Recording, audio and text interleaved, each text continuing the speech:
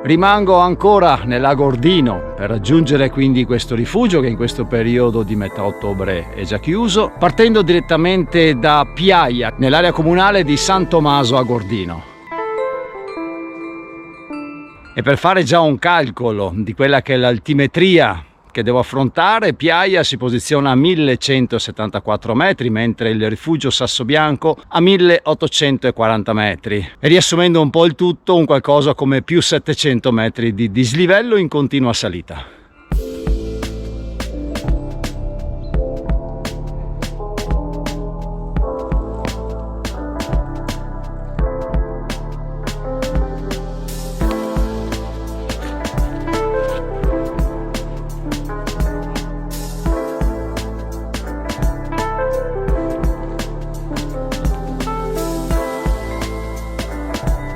Ed è molto facile trovare lungo questa bellissima strada forestale che sale in direzione del rifugio Sassobianco questi piccoli fienili, queste piccole malghe, attualmente semi nascoste ancora perché il sole deve ancora iniziare a brillare lungo questo versante, ma sicuramente avrò occasione di ammirarle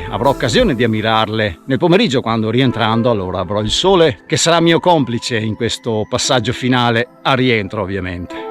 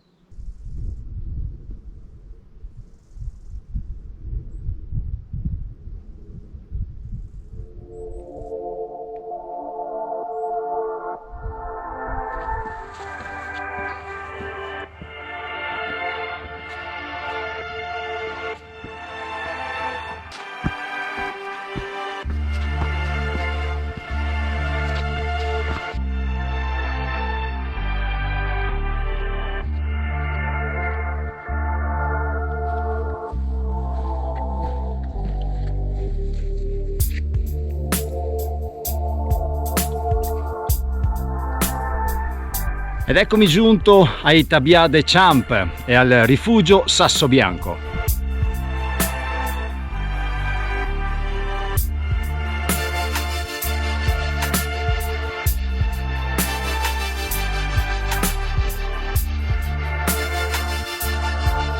Dai 1175 metri di quota del punto di partenza di Piaia ai 1845 metri di quota del rifugio Sassobianco e dei Tabia di Champ,